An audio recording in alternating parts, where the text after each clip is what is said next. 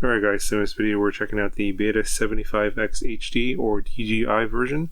This is from Beta FPV. I did a review on the 85x HD a few months back, and that was basically a prototype version. Had a different canopy. They've updated the canopy and had different motors. Turns out that the 85x, which is basically a 2-inch prop version or 85mm version of this, had pretty much all the same parts. They updated the canopy and actually updated the motors to these motors, but they never sent me that one. Instead, they decided to send me this one, the 75mm version, which was stuck in customs for the last, I don't know, maybe 2 months now. Anyways, to quickly go over the specs, you have an 1103 motor here, and it's 8000 kV. The flight controller is an all-in-one 12 amp ESC flight controller with an F4 processor. This comes with a naked Vista inside here, so they've stripped out the heat sinks from the Vista here, so when you do your firmware updates and stuff, make sure you're blowing air onto it. I posted something on my Instagram where I was actually using another drone to blow air onto the Vistas to keep it cool while I was doing the updates. But yeah, there's no heat sink in this one, so it does get hot, and if it gets too hot, it will shut down, so be aware of that. They have a custom antenna here, left-handed, for the air unit antenna instead of the standard Caddx antenna. You have the Nebula Nano camera on this one here. It is the latest version, so the picture does look better than the 2 previous versions. Gem fan, 4-bladed. I think these are 40mm propellers.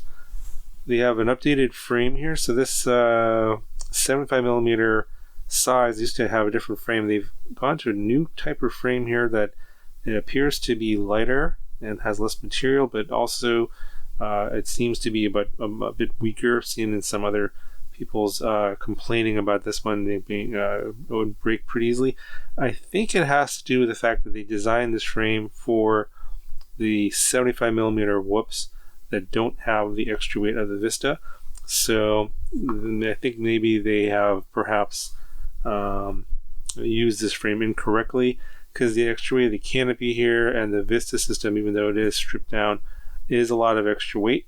And so this frame, if you do crash pretty hard, you know, while it is somewhat durable, it will break. I mean, you crash hard enough, it'll break, because it wasn't intended to carry around this much weight.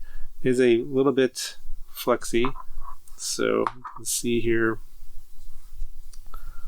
It does bend quite a bit, but it's been tuned fairly well, so it doesn't really have a bad tune in terms of vibrations or oscillations. The Vista itself is actually screwed into the canopy, so there's a gap between the flight controller and the bottom of the Vista. And this canopy is fairly tough, so I was a little bit concerned that maybe this might collapse and then the Vista would crash into the flight controller board, but that doesn't seem like this. Is a pretty hefty canopy. It should be able to hold up in most crashes for this amount of weight, because I think this is only about 55 grams, although mine's a little bit heavy here because I have a Crossfire receiver. This one has the Mini Immortal T, and then the Crossfire receiver is buried back here. Now, I did modify mine a little bit because I don't have the batteries that are actually intended for this one. They're actually sold by Beta FPV for this frame, and the battery tray goes front to back. And I wasn't sent those batteries, and those only fit this one. It's like a special 300 milliamp hour 3S battery that's a specific shape for this tray. Since I didn't have anything that fit that, I ended up just cutting that off and using this one here. This is the 300 milliamp hour GMB 3S, and I'm mounting it sideways. I just had a piece of Velcro strap here that from another drone, and since I cut off the tray part here, I can now put the battery in sideways like this. And this actually is pretty good for pitch control, because the battery, it should, you know, for whoops and stuff, I prefer the battery to be mounted this way, because you have better pitch control with the battery mounted this way versus front to back. So if you are in that same situation, you can get these batteries instead of getting the special Beta FPV batteries. These are much more common and easily, you can get these at pretty much anywhere.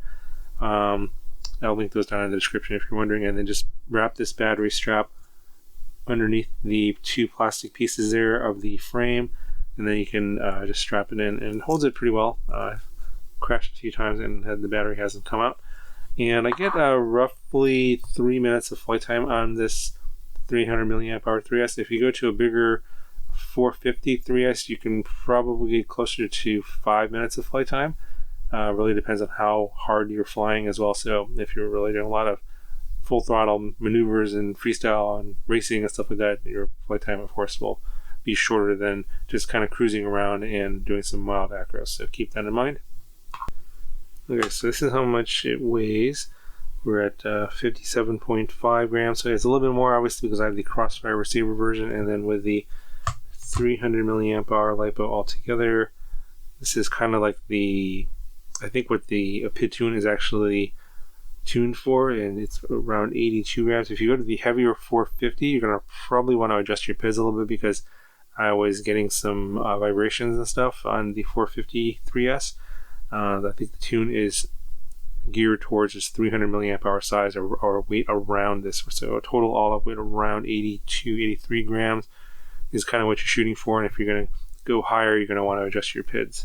Yeah, so overall, I thought they flew pretty good on the intended battery that it was designed for. They obviously came with a PID tune from the factory. And I know a lot of you guys are like, especially if you're analog pilots, wondering, well, why would anyone want to get this? Because if you're starting out, wouldn't you want to get like a tiny Whoop or something like that?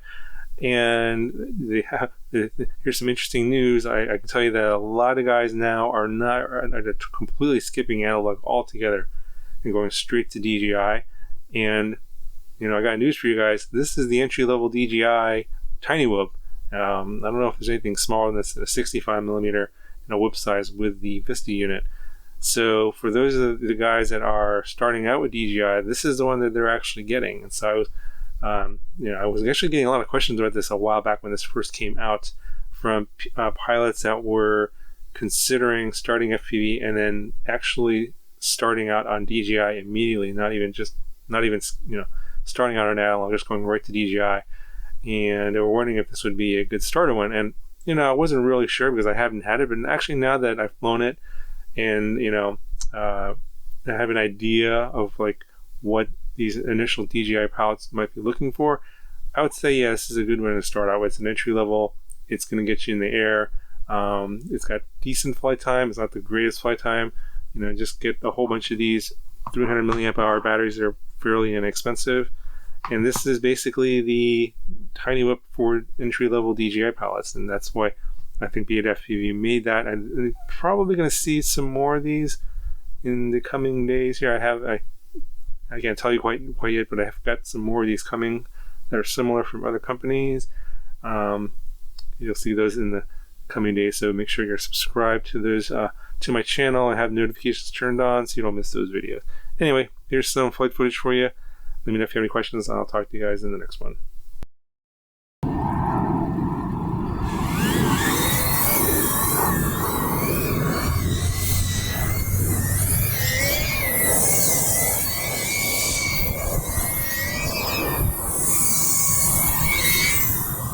So, tune sounds alright. It's a bit on the windy side right now.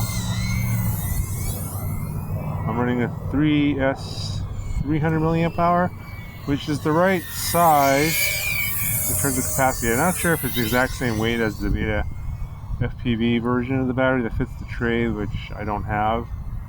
So I think it's similar in weight. So I think that's why the tune sounds okay. Let's see how long the flight is. This does look like the latest version of the Nebula Pro, or the Nebula Nano. Pretty decent picture. Nice and bright out today.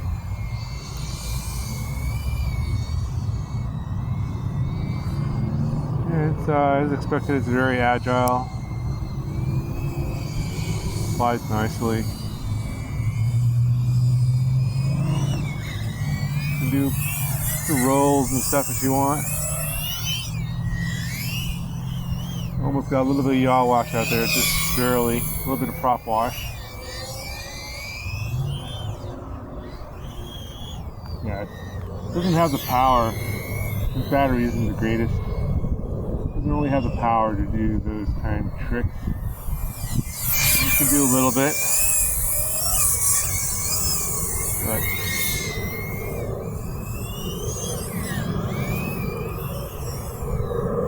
it struggles.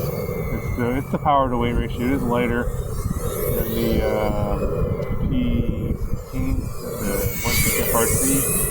Definitely lighter than that one. I'm already at 10.5 volts. I have 2 minutes of flight.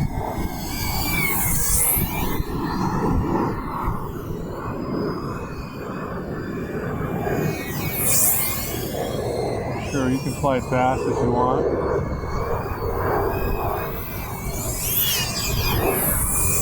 You can hear the PID loop kind of struggling there in the hard turns. As the voltage starts to sag as it gets lower. It's normal.